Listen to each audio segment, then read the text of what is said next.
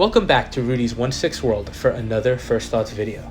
And today we're going to be taking a quick look at the latest coming out of EXO-6, and this time they're launching their Star Trek Enterprise line with Captain Jonathan Archer, who was played by Scott Bakula.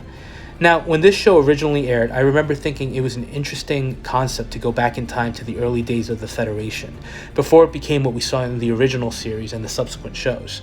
It was an interesting show that only aired for about 4 seasons, and while I did think it was enjoyable, I don't feel that it had the same impact for me as the Next Generation, DS9, or Voyager did. Although I will admit, I do think the show found its footing much quicker than those other shows. And it was interesting what they chose to focus on, with Enterprise focusing on the temporal war, and then in subsequent seasons on the war with the Xindi, which was nicely referenced in Star Trek Beyond. So looking at the figure, he's definitely a simpler release, especially when compared with the recent Discovery figures. He comes with his screen-accurate uniform with the NX-01 patch on his arm and the Captain Pips on his chest, as well as the nice yellow command trim on the blue jumpsuit. And it goes without saying, on every EXO-6 release, they do their homework when it comes to the uniforms, and they excel at recreating them, from capturing the proper color schemes to the tailoring and detailing. And here we're getting an older style jumpsuit with tons of pockets and black zipper detailing, which looks nice. The look for Enterprise is definitely much more utilitarian as opposed to the TNG or Discovery uniforms that are a little more sleek. And it was because this was supposed to take place during Earth's early forays into space, with the Vulcans carefully watching. Accessory-wise, he doesn't come with much. He comes with his phase pistol, which is the predecessor to the phaser, a scanner, and a communicator. But the nicest accessory here is his trusted beagle, Porthos, who's also name-dropped in Star Trek Into Darkness. And he looks nice. I think they did a good job with texturing on his fur and the detailing around his snout and face. Now let's talk about the elephant in the room, which is the sculpt, and that's the common theme with a lot of these EXO-6 releases. I have a soft spot for the company. I think they're a small team that is doing great things. They're delivering some great figures, and they're pushing them out relatively quickly. But the face sculpt here, it's not their strongest effort.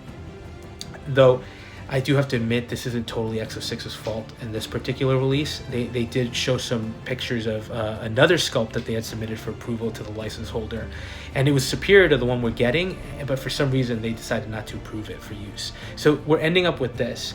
But even with that, I have to admit that the paint scheme here, it just seems a little soft, and some of the detailing just is missing. Now, we shouldn't expect Hot Toys level or in-arts quality here. That's not, EXO-6's forte. They're trying. Again, it's not for lack of trying. If you look at the production samples that they've teased for Tuvok and Cisco, they are showing great improvements from the proto. And with the price point, you can't argue. This figure's coming in at $180, so it's a great deal, and it's not a bad looking figure. It definitely looks like Captain Archer. It just could stand to be improved a little bit, and fingers crossed they continue to do what they did with Tuvok and Cisco and give us that improved sculpt. Now, unfortunately, or not unfortunately, but if you do like Star Trek Enterprise and Captain Archer, I think this is going to be your best bet at a high quality 6-scale figure from him. Unfortunately, the license isn't as lucrative or popular as some of the other sci-fi series, and EXO-6 is doing the best they can. I don't know that there's going to be anybody behind them looking for this license. For me, this is going to be a pass. I just wasn't as big a fan of Enterprise as I was of the other shows. And with EXO-6 producing figures from all those shows, the movies, the Kelvin timeline, this is definitely low on the priority list. So what do you think about this release? Were you a fan of Enterprise, and where do you think it fits in the Star Trek mythos as a whole?